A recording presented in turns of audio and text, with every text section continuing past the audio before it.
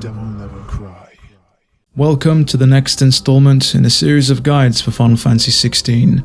In today's video, we'll be covering Bahamut, the Warden of Light, specifically how each of their iconic abilities work and how to use them effectively in combat. If you're interested in more guides and content for Final Fantasy XVI, then definitely subscribe as there's more on the way. Alternatively, if you want to get acquainted with the basics of Final Fantasy XVI's combat, check out some of my previous videos.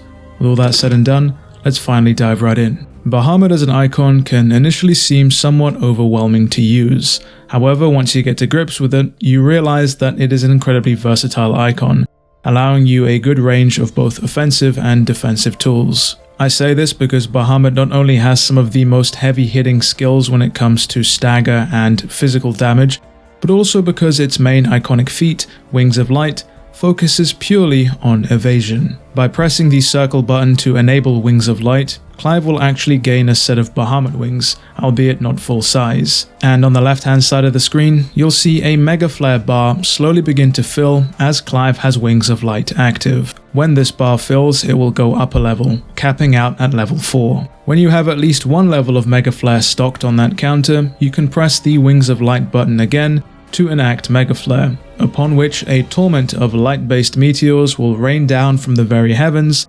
relentlessly hitting all enemies on the battlefield indiscriminately. And suffice it to say, the higher the level of Megaflare you have when you enact the ability, the longer the Megaflare skill will last, the more damage the meteors will do, and the more of them you'll see rain down from the very sky. A fully charged Megaflare is definitely nothing to be scoffed at. It does a considerable amount of physical and will damage across a large area of effect, and once it's been enacted, you're free to do whatever you want. Continue to relentlessly attack your enemies, or you can sit back on the sidelines and just let chaos unfold. The big drawback with Megaflare is the fact that it needs to be charged using Wings of Light, and funnily enough, whenever you have Wings of Light enabled, 99% of your moveset with Clive is completely locked away.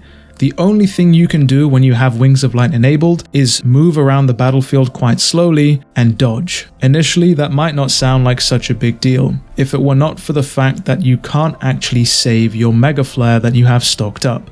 The moment that you toggle off Wings of Light, or the moment that you get hit when using Wings of Light and you're forcibly thrown out of it, your Megaflare bar will begin to drop quite rapidly. And so your main objective, if you want to continuously charge your Megaflare, is to avoid taking all forms of damage. The game facilitates this by giving you access to a special dodge titled the Megaflare dodge whenever you have Wings of Light active, in which a very specific animation plays out where Clive performs a little pirouette. By performing a Megaflare dodge as if it was a precision dodge and dodging at the very last second to evade an enemy's attack, you'll massively boost your Megaflare level, wherein you'll only need to perform a handful of these to charge yourself up fully to level 4. Wings of Light is definitely better served to players who like to play more passively or defensively as opposed to those who play aggressively, primarily because its main gambit focuses largely on evading enemy attacks when you simply have no other moves in your toolset. With Wings of Light out of the way, let's discuss Bahamut's iconic skills.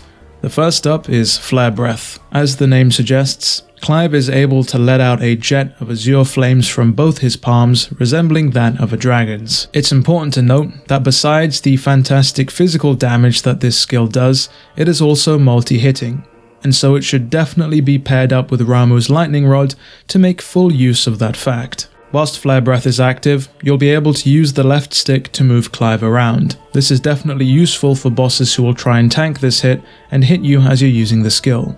You can also use the right analog stick to shift what angle the flame attacks at, which again can be used in conjunction with Clive moving to hit multiple enemies at the same time. Up next, we have Bahamut's Impulse skill, where Clive throws out a myriad of light orbs which continuously follow and attack enemies. By simply upgrading this skill, you'll be able to increase the amount of orbs that Clive throws out. Impulse is a great tool for crowd control and is great against bosses as it does a fair amount of stagger damage. In fact, I believe it does more will damage than it does physical damage, which should tell you what this skill is all about. You'll notice that initially when Clive throws the orbs out, they'll be a pale blue color, but after continuously striking their enemies, they'll change colors twice. These changes in color are to denote the different levels of charge that each of the orbs has. By hitting the impulse skill button again whilst the orbs are out, you'll actually be able to explode them prematurely before the skill comes to an end. And as suggested, The higher the level of charge when you explode the orbs,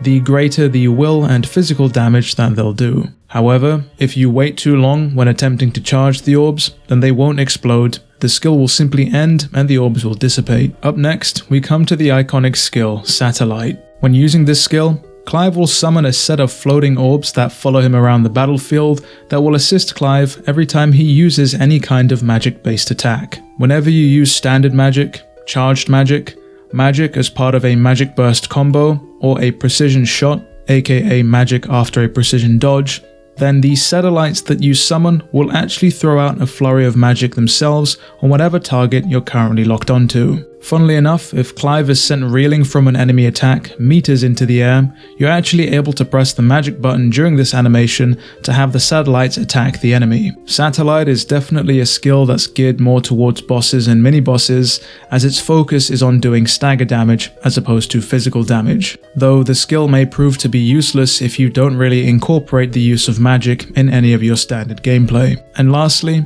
we come to my favorite iconic skill that he has in his arsenal, and that is Gigaflare. Looking at this skill, though Gigaflare may not necessarily do the most stagger damage, it more than makes up for it with the amount of physical damage that it does, having one of the highest damage ratings throughout all of Clive's arsenal, throughout all of his icons. I'm sure most of you that have seen Dragon Ball in your day will recognize this move, but it essentially is an incredibly powerful laser beam that Clive thrusts out from both of his fists that essentially decimates and obliterates anything that is standing right in front of him. When using Gigaflare and in the midst of its animation, you're able to slowly maneuver Clive and the laser beam by using both analog sticks. Though keep in mind that this movement and adjustment of the beam is quite slow, and so if an enemy dodges or moves out of your range just before or after you use the attack, you'll often end up wasting it, as the move will finish before you can turn to face your enemy. Like most of the ultimate iconic abilities out there,